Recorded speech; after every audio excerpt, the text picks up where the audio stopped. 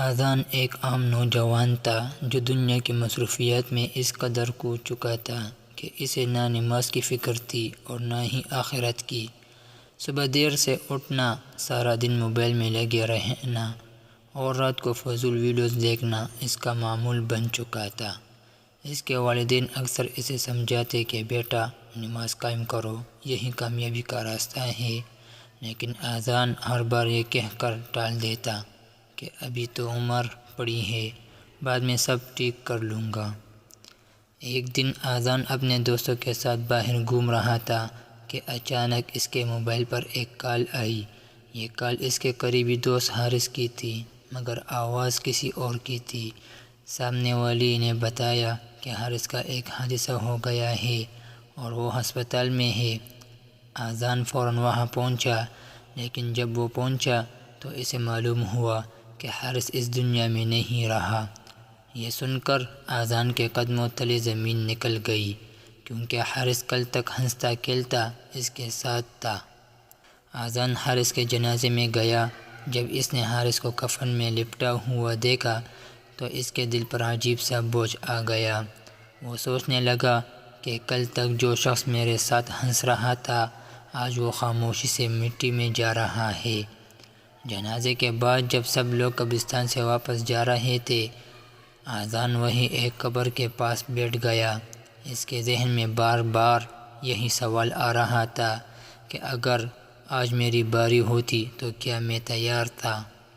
اسی رات اذان کو نیند نہیں آ رہی تھی، وہ بار بار کروٹیں بدل رہا تھا۔ اچانک اسے یوں محسوس ہوا جیسے کوئی اسے پکار رہا ہو۔ اس نے آنکھیں بند کیے تو اسے ایک منظر نظر آیا۔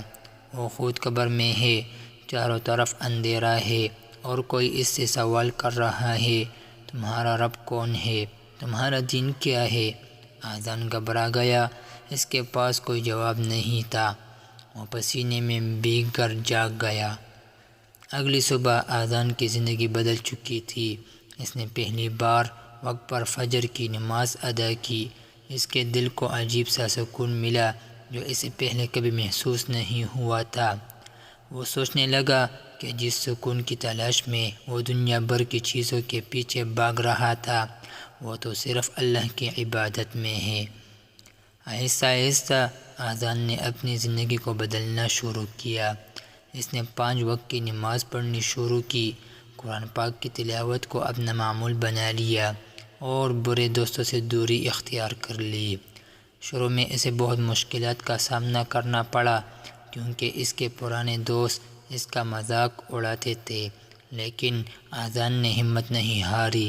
وہ جان چکا تھا کہ اصل کامیابی اللہ کی رضا میں ہے، نہ کہ لوگوں کی باتوں میں۔ ایک دن اذان مسجد میں بیٹھا تھا کہ ایک بزرگ اس کے پاس آئے اور مسکرا کر کہنے لگا، بیٹا، جو شخص اللہ کی طرف 1 قدم بڑھاتا ہے، اللہ اس کی طرف 10 قدم بڑھاتا ہے۔ یہ الفاظ اذان کے دل میں اتر گئے۔ اسے محسوس ہوا کہ واقعی اللہ نے اسے ہدایت دے کر اس پر بہت بڑا احسان کیا ہے۔ وقت گزرتا گیا اور اذان اب وہی شخص نہیں رہا تھا جو پہلے تھا۔ اب وہ دوسروں کو بھی نماز کی دعوت دیتا، نیکی کی باتیں کرتا اور لوگوں کی مدد کرنے میں خوشی محسوس کرتا تھا۔ ایک دن اس نے اپنے والدین سے کہا، آپ ٹھیک کہتے تھے، اصل سکون صرف اللہ کے قریب ہونے میں ہے۔ کچھ عرصے بعد اذان کو ایک اور آزمائش کا سامنا کرنا پڑا۔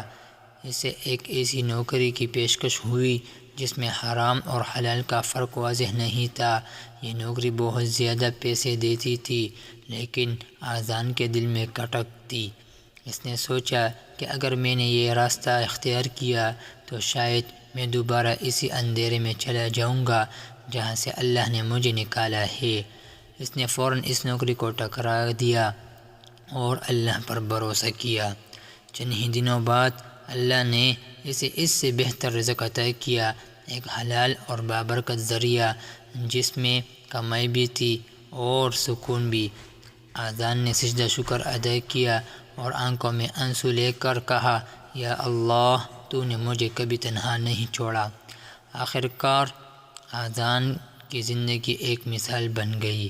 لوگ اس سے پوچھتے کہ تم میں یہ تبدیلی کیسے آئی، تو وہ مسکرا کر صرف اتنا کہتا، یہ سب ایک جنازے کا اثر ہے۔ جب میں نے موت کو قریب سے دیکھا تب مجھے زندگی کی حقیقت سمجھ آئی۔ زندگی بہت مختصر ہے، ہم نہیں جانتے کہ ہمارا آخری دن کب ہوگا، اس لیے آج ہی اللہ کی طرف لوٹ آئے، کیونکہ کل کا کوئی یقین نہیں۔